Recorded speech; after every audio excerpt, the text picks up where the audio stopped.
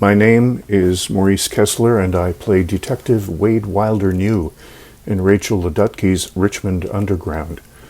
I was very happy to get this character. He interests me because we have to deal with his like every day, both men and women, who are not very intelligent and yet completely sure of themselves in one way or another, and assured in their right to exert authority over the rest of us. That he was involved in this movement, given the time period, given everything that was going on for African Americans at that time, to actually say, I'll be a part of this, because he could have been killed. If anybody found out, there would be no discussion. He would have been hung, and they would have been, and they probably would have made it public. So his courage to do that, that intrigued me, because that takes a lot of chutzpah, if you know what I mean. I play Mary Van Loo, who is one of the antagonists of the play. I found one of the most interesting things about my character to be that she claims to love her daughter very much and seems to be very upset about the fact that they're separated. But when her daughter was with her, she treated her daughter like an object. And it says to me that Mary really thinks really only about herself and how people are supposed to make her feel versus, true relationship. I guess it's sort of within the historical context of religion in America. So the priests and ministers used to be the pillar of communities. They were like the central hub for everything, and they were well respected in the community. And I think in the case of Richmond Underground, Reverend Price was sort of the fiber that sort of held it all together and kind of gave his blessing. You know what I mean? That he supported what they were doing, and I think that really gave them a lot of strength. Because he was a holy man, and everybody looked up to him. I played Provost Marshal Isaac Carrington, and I liked the character because it seems to me he's not necessarily immoral, but he has a sense of his own self-righteousness, and he's dangerous because of it. And to be honest, when I was reading him and saying the lines, I was thinking of Shere Khan from the Jungle Book with that whole, oh, no, there's no need to worry. And he's dangerous. And that's just kind of how I envisioned the guy. What I considered most interesting about my character, Elizabeth Van Loo, was that she was a real-life war heroine, someone who risked everything, risked her family, risked her reputation and her position in society, but really risked her own life. And the lives of those she cared about for her country. She considered the United States of America to be her country. She was not at all a traitor in her mind. She was an absolute patriot, a fierce patriot. Well, he's a spy, and so I think that he has to play everything kind of cool.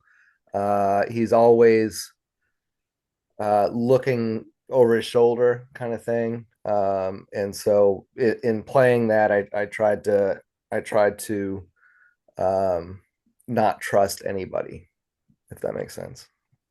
I think the fact that he and his wife, John Van Loo, that is, were pretty much separated, and it kind of showed you the impact that the Civil War had on families and marriages and things like that, because you had a Confederate sympathizer in Mary and a Union spy in John. And so that was really interesting to me, that you really saw the effects of what the Civil War was doing and literally breaking families in two. So.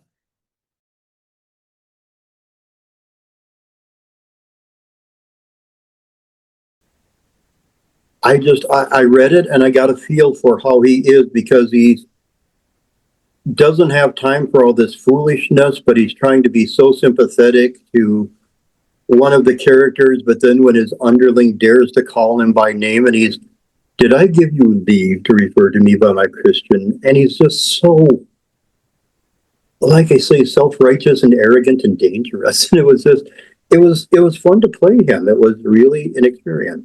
I enjoyed it.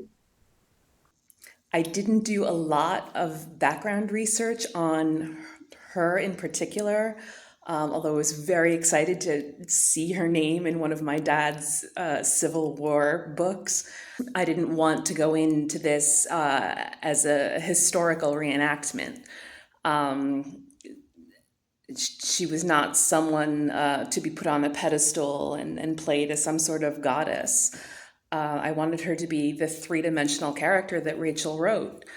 And she had flaws. She was short with her mother. She loved goading her sister-in-law. She could be self-righteous. And that's a great, great thing for a character to be, for an actress to play. She didn't know what was coming around the corner. She didn't know that they would win the war. She didn't know what the next day would bring, whether they would all be arrested and hanged. So I really wanted that tension of the unknown to be there. For me, I didn't really do research. I'm a vet, and so I pulled a lot of resources from that. When my last deployment, we were embedded with the Iraqi army, and so it was a lot of, you're a good dude, but can I trust you? And so I guess I pulled a lot from that. I unfortunately did not do very much research about him, but he was so clearly written as a very familiar, incompetent, mediocre person, that my sense memory came to the rescue in my lifetime dealings with such people, because they never leave us. They're in every walk of life. They are with us always, having been defaulted to because of their family origins or their appearance, especially insofar as they are useful in inflicting injustice to people who want to grab and retain power over others. I didn't get a chance to do too much research on the role, although I guess one could say that the research I did is all around me and in the United States today. This character, Mary, is racist. She does not want other people to have the same privileges that she has, is very clear about her hatred towards others, and her disdain for anybody who would think differently than her. So technically the research is unfortunately all around us currently. Hopefully that will change.